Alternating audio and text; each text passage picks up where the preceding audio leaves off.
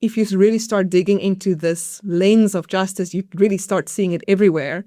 And I think that's a key takeaway for practitioners is once you see through that lens and you see all these distributional choices that you make every day, if you think about it in a new way, perhaps it can lead to better outcomes. Perhaps it can help you navigate the legitimacy of those decisions a little bit better. Hi there, and welcome to Voices from the Institute for Human Rights and Business, also known as IHRB. I am Deborah Sago, and in this podcast, you'll hear from people working to make respect for human rights part of everyday business. You've just heard from Judy Hofmeyr, one of IHRB's Research Fellows who is based in South Africa. Judy's talking about distributive justice, which is the idea that resources, opportunities and burdens should be shared out across society as fairly as possible. Distributive justice could be a useful tool to help businesses transition to a greener economy, whilst also making that economy fairer and more equitable. This is known as a just transition.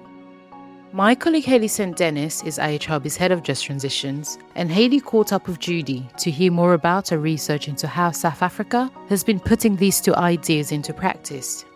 Let's hear from Hayley first of all. Hayley, how does the idea of a just transition link in with distributive justice? The question of a just transition is one where we're really asking, how do we ensure that this shiny new green economy we're all working toward does not replicate the same harms and inequalities as the extractive fossil fuel-based economy of the last century or so?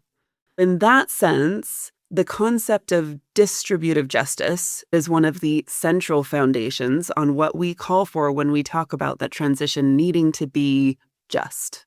Judy's been carrying out research into this for IHRB in South Africa. Why is it important to look at a South African example? This is very much a global question, but we wanted to learn from a particular context. And South Africa is a nation very committed at the highest levels to net zero by 2050, if not earlier, to decarbonizing their heavily coal-dependent economy, guided by the principles of justice. But it's also a nation experiencing in real time the very real challenges of how to do that in practice. Thanks, Hayley. Let's hear your conversation now. So let me start here. If distributive justice is already so central to this idea of a just transition, what is missing in practice? I think, firstly, distributive justice sounds a very abstract concept and people might not be aware what it means. But I think it's very much embedded in a just transition, as you say, because if you ask most people in this space or thinking about these issues, how do they understand a just transition? I think a lot of people will use cost and benefits and who's going to be impacted and who's going to benefit. In South Africa, our just transition framework has got 3 pillars of justice that it acknowledges. There's restorative justice, there's procedural justice, but the first pillar is distributive justice. Last year, we were doing some research about how the energy transition, and especially the justice dimensions thereof, has been progressing in South Africa. And we asked a range of different stakeholders involved in this landscape from different fields, what do they think is one issue that's neglected or under-researched or that we're not speaking about enough? And a theme that came up again and again is this distributive element. We speak about benefits and costs. We speak about future livelihoods. We speak about what we're anticipating the impacts and the benefits will be and who will bear those costs. But what are we doing about it? What are implementers and especially businesses that play a part in this transition? What are they doing about it? Are we really tracking that? Is it being operationalized? Does it feed back into practice and planning? Are we really thinking in a lot of detail about where new livelihoods will emerge or new opportunities, employment opportunities will emerge? And if it's the same place spatially or the same group of people who are also bearing the cost of the transition. And that came across as one of the most burning issues, that the implementation is really, really difficult. There's no clear answer on how to tackle this topic. And so, Judy, you mentioned that this can feel like quite a jargonistic term, distributive justice, a little bit abstract, to say the least, and understanding what that really means in practice. Can you explain a little bit more about that?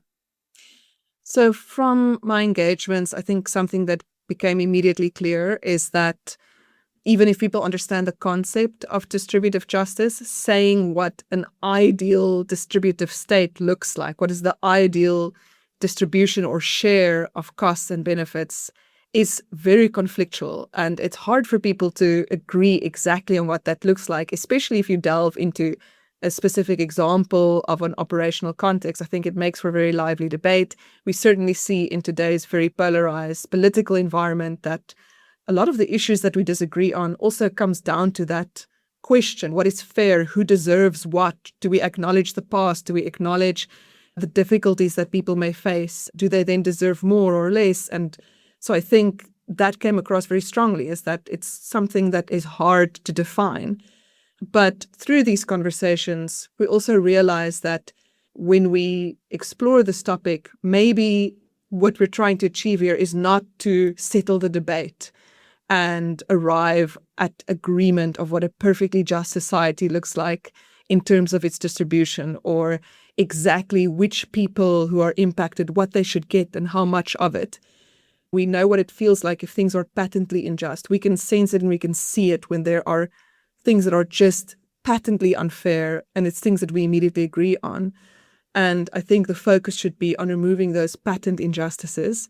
It doesn't have to be perfect. That shouldn't necessarily be the goal. And again, we'll go around in circles if that's the goal, but we can advance it. So if I can give you an example, if we know that there are a group of people that can possibly lose their jobs because the way that a factory or a manufacturing plant is operating and its energy sources or its processes that it's currently being used and its energy efficiency is going to change.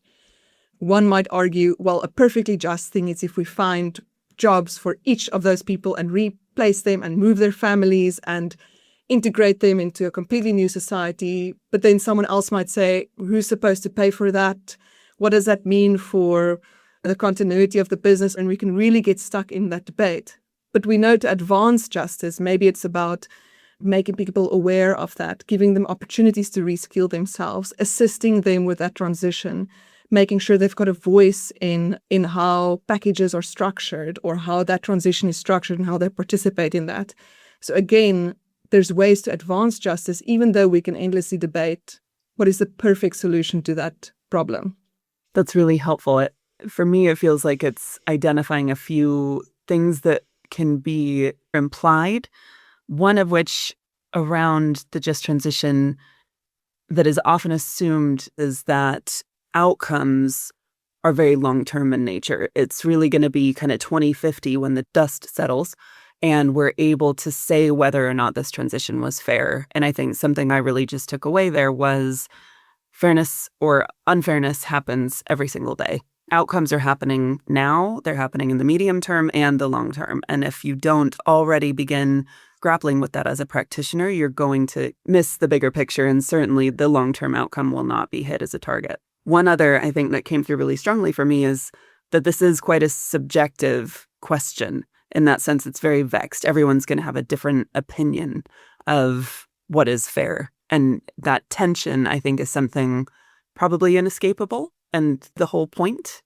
So you gave an example that started to get really practical and specifically focused on business, which I'm glad you did, and really started bringing in the very practical, concrete things business can do on this question, because it's very clear that they certainly aren't and can never be neutral actors when it comes to the benefits or the burdens of a particular industrial change.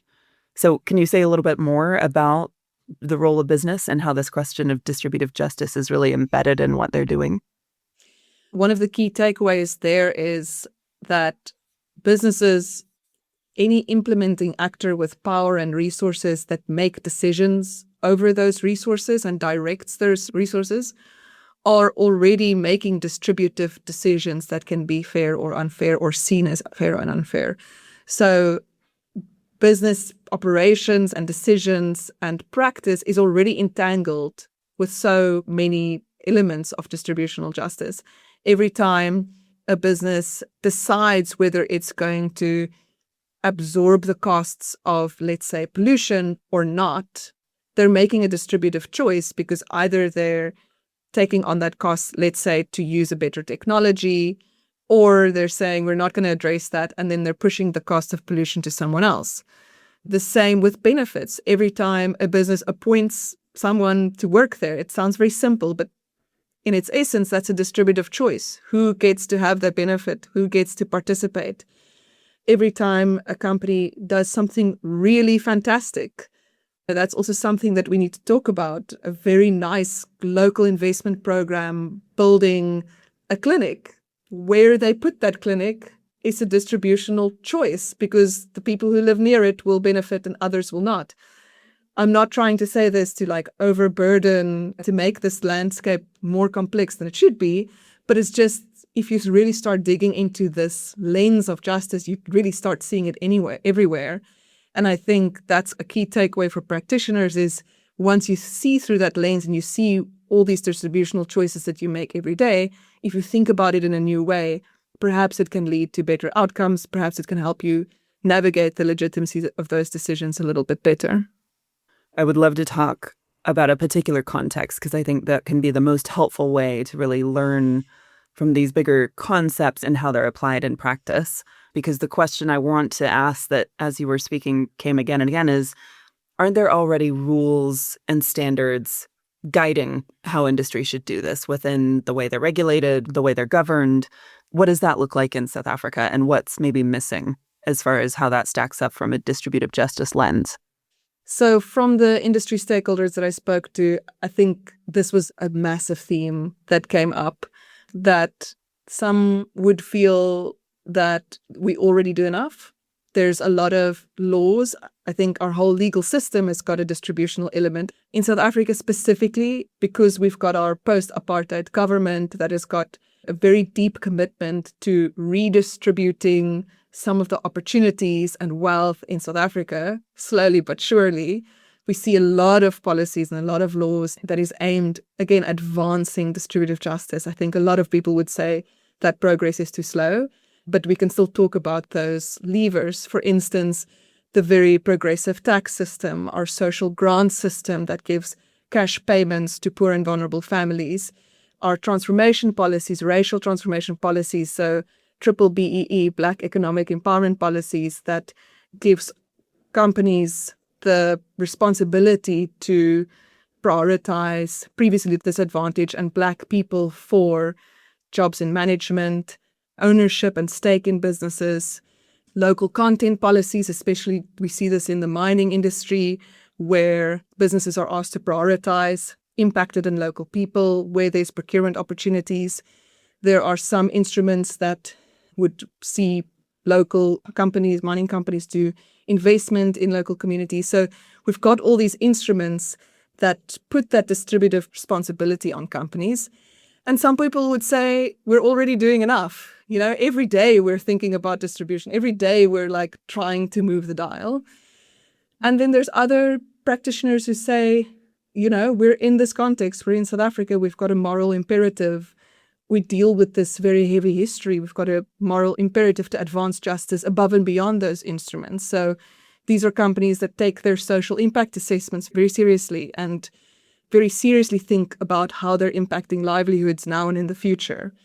The other big theme where this came about that people would say we're already dealing with this day to day is that South Africa is also a very conflict-prone society. It's not the only one, but we do see a lot of protest operational stoppages, especially in the mining industry, now also in the renewable space, where impacted people will hold you accountable. If they feel like something was not fair, there will be conflict that you have to deal with. There will be a stoppage, there will be a march, there will be some legal action. And so some practitioners said, yes, I already deal with this, not only through complying with all these legal frameworks, but also you best believe if I don't consult people about where to put that clinic, the other community is going to make sure that I know that that was not fair of me to do. And so there's also that kind of informal way that I'm being held accountable for maldistribution or non-transparent decisions over distributive outcomes. So taking away from that, is it fair to say, yes, a lot of rules and regulations and standards already exist which touch on this realm in many ways and have for in South Africa the last several decades. What is new about this, in a sense, is the energy transition itself. It is the significant industrial and economic disruption that decarbonization and climate extremes forcing greater and greater adaptation are bringing, which is creating a kind of new legitimacy frontier for especially companies and practitioners with decision-making power in the space. I mean, is that what it boils down to, is legitimacy in this modern era? Yeah, I think it's absolutely that. That challenges us to think about distributive decisions in a new way. And as you say, really at the core of what we've learned from these conversations is there's so many of these decisions and impacts that are now coming to the fore. And the core of that is, how do we make them legitimately? How do we make those decisions legitimately? How do we make sure that even if it's no one's fault, even if it's just the market that's changing, that we navigate this in a way that is acceptable and justifiable to people that are affected? And in many cases, we don't have a legal framework that even keeps up with these decisions or attributes a specific responsibility to a specific actor. It's also very diffuse. So what we really want to get to is engage with industry actors to see, how do they think about it? If it's something that they're interacting every day, how are they thinking about new decisions and new frontiers, as you say, that arise in their operational context? And how can kind of business and human rights thinking shape those decisions and maybe share some learnings on how to approach this in a more legitimate way? I think you said something really important there that our industry listeners will absolutely agree with, whether or not they're really believers in this concept of just transition or otherwise, is regulation is always slower to catch up, to really guide the kinds of outcomes that we're looking for, built on very fair and transparent processes. But in the meantime, the consequences are happening now, whether or not the regulation calls them out or otherwise identifies them. And so it behooves every practitioner out there to get ahead of this, because otherwise, if you are not seen as legitimate or really seeking to be, the consequences can be extremely material. What happens when decisions are not seen as legitimate? As we've mentioned before, the risk of conflict is always very high. So it's not just necessarily that vertical pushing a cost onto a marginalized other. It's also about the benefits that people feel, I wanted to be included, or I wanted a chance to be included, or I want to know your thinking, like, why did that person get it and not me, or someone from my area? So that theme of fairness stretches beyond just the business's impact. And it requires a different type of thinking, not just tracking your human rights impact or your negative impacts, but also thinking about those positive contributions and whether you are legitimately making those decisions as well. So we very much honed in on this concept of legitimacy as one that can really guide and benefit those in decision-making positions within transition contexts. But I think that can still sound pretty abstract and subjective. So what have you learned about unpacking that further so that practitioners have a tool or criteria that can really help guide them in maintaining their legitimacy and in seeking fairness where possible, and certainly avoiding unfairness as best as possible? So we came up with 10 criteria, and I would acknowledge and say a lot of this criteria goes back to procedural justice, the how of the decision, not necessarily the what, but that also points to how integrated different forms of justice is. It is really hard to just say, do this one part right. It's always going to be integrated in different elements of justice. But we came up with this set of 10 criteria, which can help either a business actor, but any implementer that implements a program or that makes a decision that has a big distributional impact. In other words, some people bear costs, benefits are concentrated, maybe not to the same group of people, can help any of those decision makers to think about, how do I make this decision, even if it's not perfect, even if the distributional impact is unavoidable? How do I advance justice in making this decision? So if I can take you through the criteria, the first one is clarity and sequencing. So it's about being aware of the impacts being anticipated and staging these over time as best you can. So is there a way to make people aware in advance? Is there a way to prepare them for the point of impact in advance? The second one, which I think is everyone will agree on, that participation is something that advances justice. Affected people, are they genuinely involved in shaping outcomes or decisions? Can you gather some input before you make a decision? With our third criteria is rights respecting conduct. So again, there are very well established rights frameworks, and are we operating within those? Are there some of those rights or principles that we're transgressing in this decision?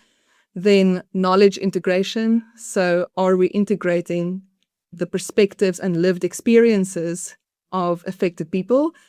If we are going to assist or help people with the transition, of course, we have to integrate their views, the way they live their lives as far as possible.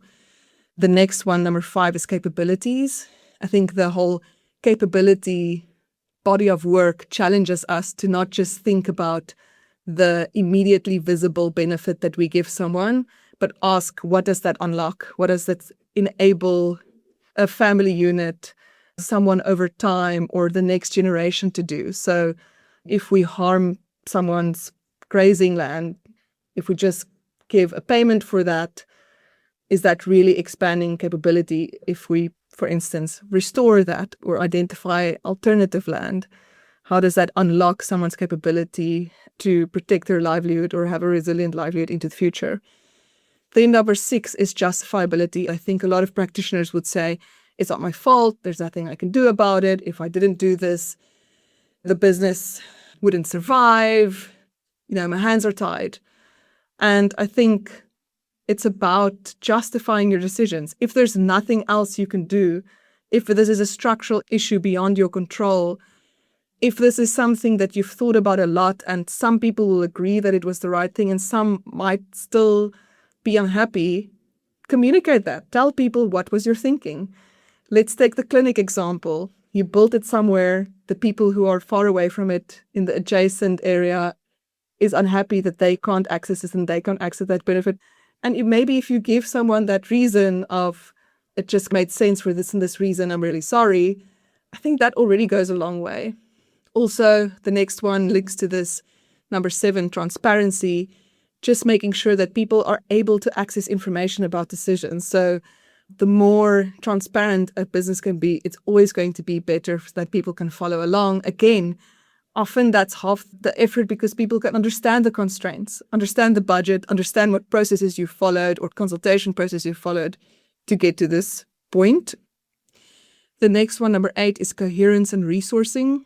So it's often community-facing teams that are expected to manage a lot of these conversations, but then different business functions can completely contradict those efforts. So firstly, it's about making decisions that are consistent across functions, and also that is consistently applied across the project lifecycle. Number 9 is verification.